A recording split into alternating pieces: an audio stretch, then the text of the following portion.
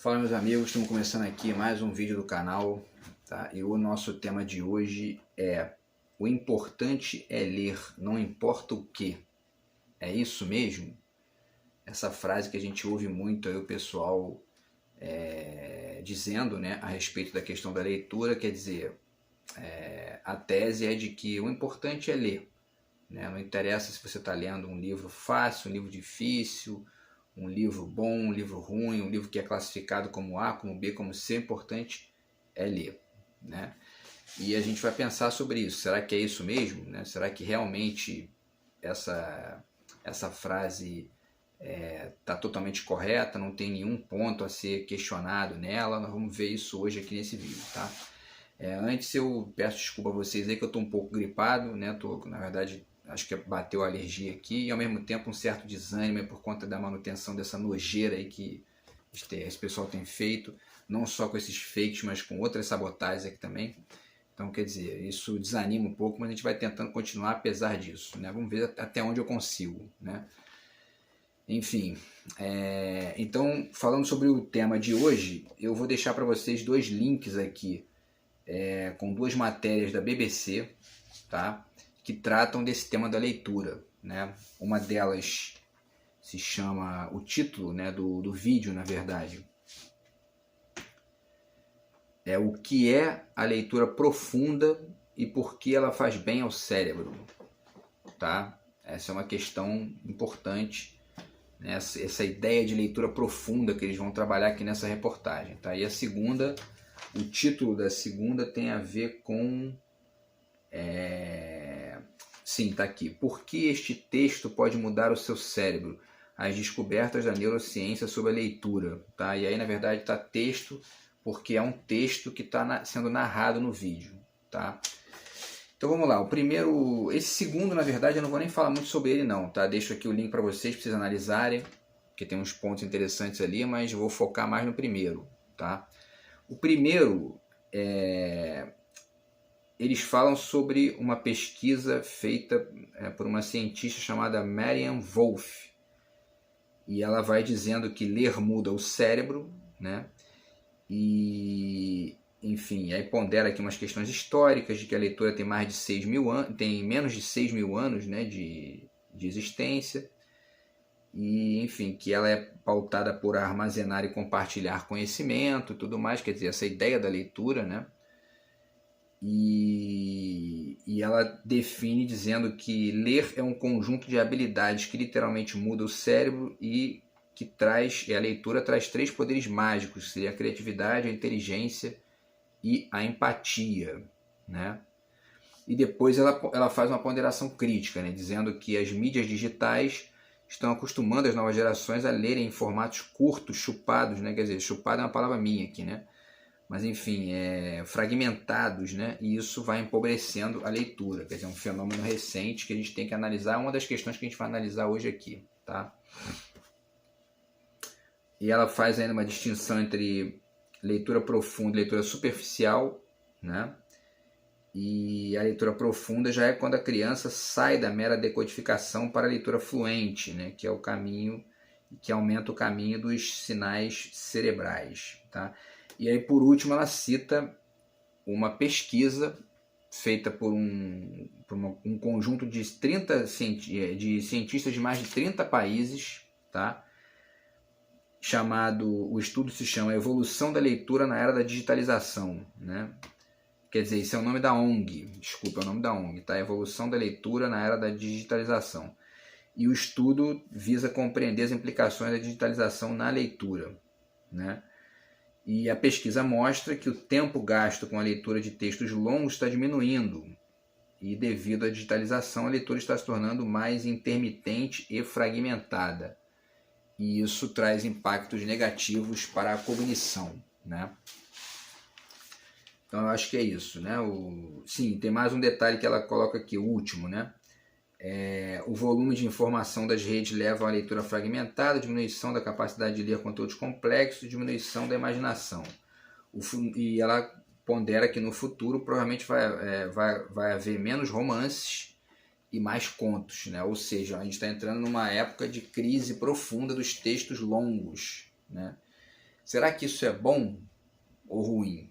Né? E mesmo os textos longos que ainda existem, né, que são, né, na verdade, ainda existe uma leitura bastante razoável dos textos antigos, dos clássicos, né, e ao mesmo tempo dos romances recentes, mas que têm profundidade, por exemplo, um Saramago da vida, né, que ainda é muito lido e que não é um romancista banal, né? Porém, esse tipo de literatura vai dando lugar aos pouquinhos a uma literatura mais de formato juvenil e com uma estética de texto muito linear, muito simples, né? Sujeito, verbo, predicado, repetições, né? Concomitantes de conteúdos simplórios, né? Essa literatura que existe hoje de, né, o CEO, né, o CEO e a fulana e a Beltrana e tudo mais, que você vê muito aí na internet, é uma febre que existe hoje em dia. E não é dizer que não deve existir isso, né? Mas enfim, é pensar sobre a tendência, sobre, né, um certo caráter ali, meio que de amplificação muito exagerada de um certo modelo, né? E a gente tem sempre que pensar de forma crítica quando isso acontece. E aí a gente traz os livros, né, para a gente poder pensar sobre algumas implicações que a Marian Wolf está ponderando aqui nessa reportagem. Eu acho que não falta... Sim, é interessante falar de mais um detalhe aqui, tá? Desculpa aqui se eu estou gripado, realmente está bravo. Mas vamos lá. Tem outros detalhes, né, que eu fui pesquisar para além dessa reportagem, ligados à leitura, tá? Antes da gente ir para os livros ainda. Então, existe uma pesquisa chamada Retratos da Leitura no Brasil, do Instituto ProLivro. E essa pesquisa chegou ao seguinte resultado, né? Eles descobriram que a média de leitura brasileira hoje é de 4,96 livros por habitante ao ano. 4,90, menos de 5 livros por ano por habitante, sendo que desses 4,96, apenas 2,43 desses livros, né, eles são lidos até o fim. Quer dizer, 2,5 livros lidos até o fim por ano por habitante. Quem sabe, né, da situação brasileira, da situação problemática, né, educacional e ao mesmo tempo também até econômica, né, porque comprar livro a gente gasta dinheiro com isso. Olha para esse número, acha até muito, né? 2,5 livros, 4 livros por habitante. A questão é que a média, como a gente já falou também em outras ocasiões aqui, ela é muitas vezes enganosa, né? Aquela história lá que o Ciro Gomes uma vez deu um exemplo excelente, né? Que você coloca a cabeça na geladeira, o pé no forno e mede a temperatura do estômago, quer dizer, né, você vai chegar num resultado que não condiz ali com uma série de situações particulares. Porém, isso dá uma certa dica, porque aí tem, né, muita gente que lê. Eu, por exemplo, consigo ler uns 50 livros no ano, né? Então você vê aí, né? E aí você vai ter muita gente que não lê nenhum, né? E isso se reflete em alguns enquadramentos que a gente vai vendo aqui. Então, para se ter uma comparação, né, esse número de 4,96, sendo que apenas 2,43 são lidos até o fim, vamos fazer uma comparação com outros países. Na Finlândia, esse número, em média, chega a 14 livros lidos por ano por habitante. Quer dizer, dá quase 3 vezes o valor brasileiro, e se for considerado os livros lidos realmente até o fim, dá aí quase 5 vezes, né? O Canadá vem em segundo com 12 livros lidos por ano e a Coreia do Sul com 10 livros lidos por ano, tá? E aí essa reportagem chega à conclusão de que, a partir inclusive de uma análise do PISA também, de que a compreensão média do brasileiro é literal e tende a se restringir a frases curtas, né? E aí vamos lá, né? Vamos pensar então, vamos ver o tempo aqui, né? Vamos pensar nessa questão através dos livros, né? Porque o que é a leitura? A leitura é um processo que começa, evidentemente, há muito tempo, né? Quase 6 mil anos, quando você começa a ter os primeiros textos, né? Dos sumérios, né? Daqueles povos antigos, e a linguagem escrita, efetiva, aquela linguagem de registro, né, de material, ela vai surgindo e aos poucos vai construindo ali esse exercício de produção, leitura, memória e tudo mais, e ao mesmo tempo a difusão disso, né, nas culturas mais antigas. E a gente pode ir até, para a gente pensar essa questão, pode ser interessante também analisar o próprio surgimento da linguagem no ser humano, né? E a gente vai começar aqui citando esse livro, A Origem da Espécie Humana, do Richard Leakey, né, que é um paleoantropólogo muito conhecido. E ele vai falando sobre isso, né, sobre essa questão da modificação do ser humano, dos seres humanos arcaicos para os seres humanos modernos. E ele tem um capítulo que ele fala sobre a questão da linguagem, né? E aí ele fala, né, a questão interessante que ele coloca aqui, tá? Que vai ajudar a gente a entender a questão da leitura e dar uma resposta adequada, talvez aí uma resposta mais rica, né, essa pergunta do título. Ele diz, a habilidade humana, na página 119, ele diz, a habilidade humana de gerar sons discretos ou fonemas é apenas modestamente realçada quando a comparamos com a mesma habilidade nos macacos. Nós temos 50 fonemas, o macaco cerca de 12. Não obstante, nossa utilização desses sons é virtualmente ilimitada. Eles podem ser arranjados e rearranjados para dotar o ser humano médio um vocabulário de uma centena de milhares de palavras, e estas palavras podem ser combinadas em uma infinidade de sentenças, né? E por aí vai, tá? Então, quer dizer, o ser humano produz 50 fonemas e os macacos, os chimpanzés especificamente, 12. Né? Então, o que significa isso? De um ponto para a gente começar já a refletir. Significa que, obviamente, que uma visão de mundo mais complexa, né, e uma relação mais complexa com o mundo está conectada nitidamente com a quantidade de fonemas e automaticamente com a quantidade de palavras e de sentidos, e, enfim, de conexões simbólicas que você vai conseguindo fazer, né, em relação com a realidade. Tá? Tudo isso se reflete numa diferença de complexidade e, portanto, numa diferença de ampliação dessa conexão com o mundo, de possibilidades de conexão, né, que no ser humano é muito maior do que no chimpanzé. E aí, assim, né, um outro detalhe interessante aqui, esse livro aqui, muito interessante, chama-se As Maiores Invenções dos Últimos 2000 Anos, tá? É uma compilação feita pelo John Brockman, né? E ele pesquisou aqui vários, né, acho que mais de 100 cientistas, e você vê em 9 deles aqui eu achei a resposta de que a maior invenção da história é a escrita, né? Um deles fala que é a universidade, então, mas que tem a ver com a escrita também, né? Então, enfim, para se ver a importância disso aqui. E também tem o livro que eu resenhei ontem no Facebook, que acaba que ele não está comigo aqui agora, eu esqueci de pegar ele, mas enfim, que é um livro que fala sobre as 100 maiores personalidades da história, e você vê ali que dessas 100, tem 2 figuras muito importantes ligadas também à leitura, que estão ali descritas ali, que é o Tsai Lung, que é o chinês que inventou o papel, e o Johannes Gutenberg, né? O Johann Gutenberg, que é o inventor da prensa móvel, que acabou, né, efetivamente ampliando a leitura para o mundo inteiro, ali na virada da Idade Média para o Renascimento.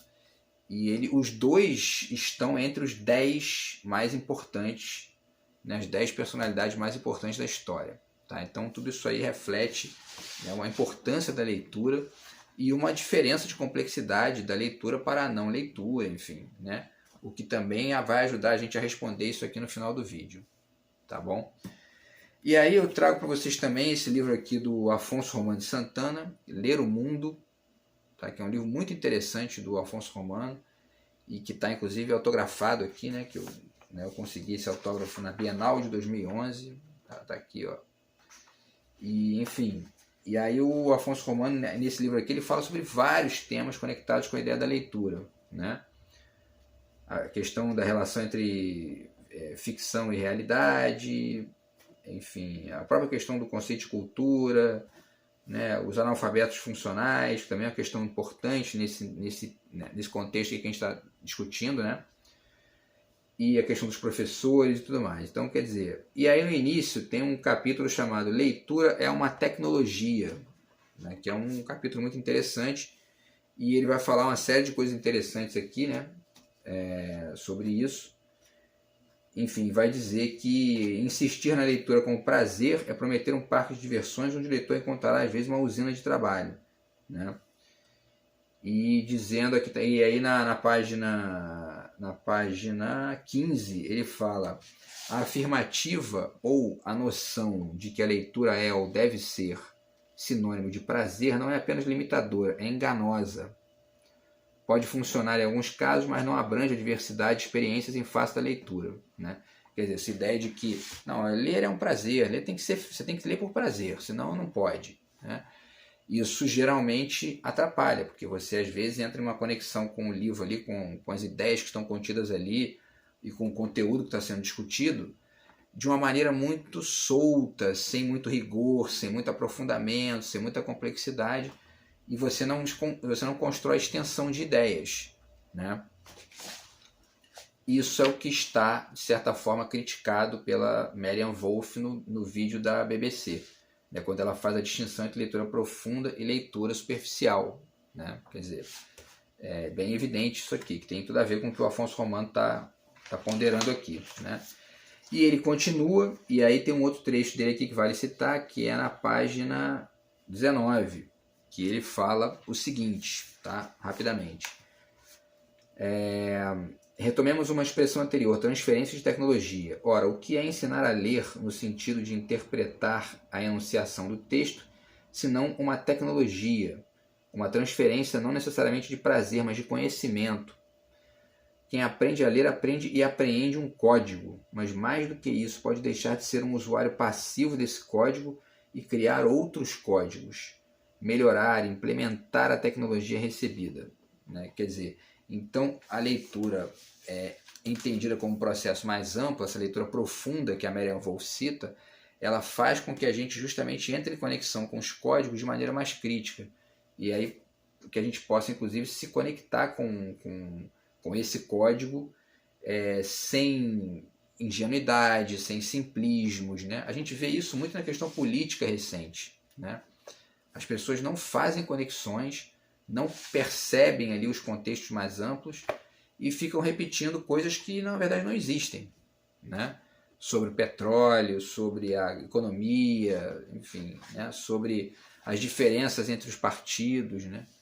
Entre os candidatos, enfim, você vê muitas questões e conclusões das pessoas ali que você percebe nitidamente que é uma ausência de complexidade, uma ausência de uma leitura profunda daquela questão, né? Então isso aqui está sendo muito bem levantado pelo Afonso Romano aqui também, nesse Ler o Mundo, tá? Que é um grande livro. E aí tem uma outra questão também que tem a ver com isso, vamos ver o tempo aqui, né? Tá, estamos chegando já no final das nossas referências de hoje, e que tem a ver com a questão da atenção também, né? Porque a atenção é uma questão muito importante, né? Porque para você ler de maneira profunda, você tem que ter uma certa conexão de atenção com o texto, com o livro que você está lendo, né? E uma atenção não só no sentido estrito ali da concentração e do silêncio que a gente precisa ter para poder, né, a leitura, a sequência das ideias ali e fluindo na sua cabeça, mas a atenção também como um fenômeno crítico, né? Quer dizer, observar o sentido que está sendo discutido ali e ao mesmo tempo, né, deslocar esse sentido para outras reflexões, para outros contextos, né, outras, né,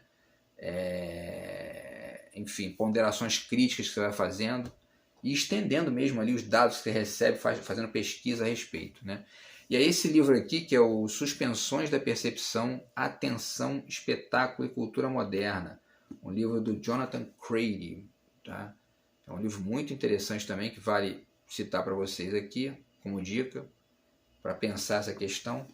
E o Jonathan Crady vai falando sobre as contradições da ideia de atenção, quer dizer, da ambivalência da atenção. E aí na página 32 ele fala uma questão interessante aqui, que ele diz: de fato, as raízes da palavra atenção ecoam no sentido de tensão, de estar estirado e também de espera.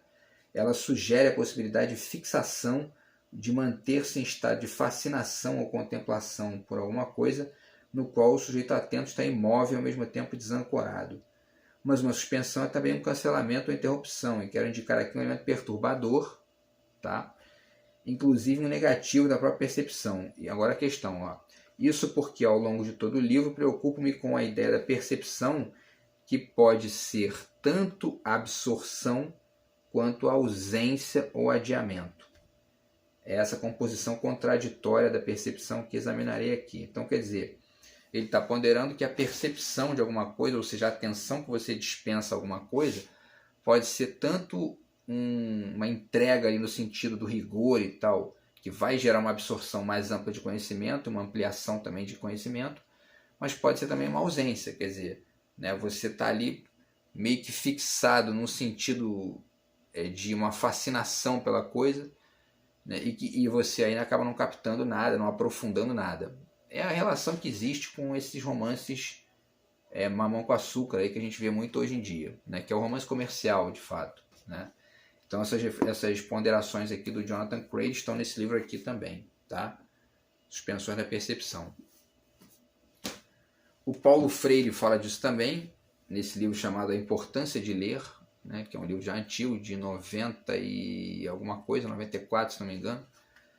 E ele fala de várias coisas aqui, mas enfim, eu destaquei só um detalhezinho rápido aqui, que ele fala na página 17: a memorização mecânica da descrição do objeto não se constitui em conhecimento do objeto. Quer dizer, a memorização mecânica da descrição não se constitui em conhecimento. Por isso é que a leitura de um texto tomado como pura descrição de um objeto e feita no sentido de memorizá-la nem é real leitura, nem dela, portanto, resulta o conhecimento do objeto de que o texto fala. Quer dizer, essa distinção entre leitura mecânica e leitura crítica, né? E geralmente essa leitura feita por mero prazer, é isso que o Afonso Romano pondera também ali, ela é muito mecânica, né? Você vai indo ali, você não está muito preocupado em aprofundar, em refletir, né, em criar extensões de rigor, você fica muito preso ali numa coisa meramente de diversão, de um prazer mesmo imediatista. E isso a Marian Wolf também pondera no vídeo da BBC falando sobre isso. É uma leitura superficial, né, que impede você de construir ali uma relação mais ampla com o texto, né? E isso é problemático. E aí, para fechar, tá, a última referência que eu cito hoje aqui é esse livrinho que eu já falei dele em outro vídeo aqui, daquele dos 7 livros para ler em um dia, que é esse livro aqui, O Prazer de Ler, da Heloísa Seixas, tá? No qual tem um capítulo aqui que ela fala sobre os livros difíceis, né? Que é justamente aqui na página 27, que é as obras-primas que poucos leram, tá? Então ela vai citando aqui vários clássicos, que ela, né, O Sonho e a Fúria, do William Faulkner, O Castelo, do Kafka, né? Fala também do Moby Dick, né, do Herman Melville, Os Sertões, né, do Euclides da Cunha, e também do Ulisses, do James Joyce e tal, né?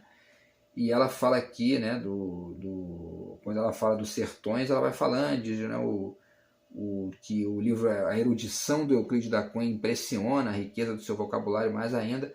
Isso não torna a leitura do início do livro mais fácil, ao contrário. Mas no meu caso, essa erudição ajudou a estabelecer uma relação lúdica com o livro. E aí ela fala que decidiu sublinhar todas as palavras e tudo mais, né?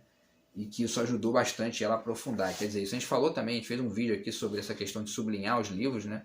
Que isso não só é interessante no nível lúdico ali, mas também é importante para você entrar em conexão mais de pesquisa com a obra e tentar ampliar aí o seu conhecimento sobre os detalhes que estão ali nos entremeios das ideias, né?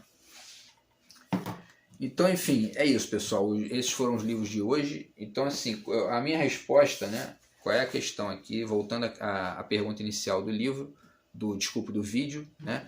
Vamos ver aqui o tempo, tá chegando no final mesmo. A pergunta é essa, né? O importante é ler, não importa o que. É isso mesmo?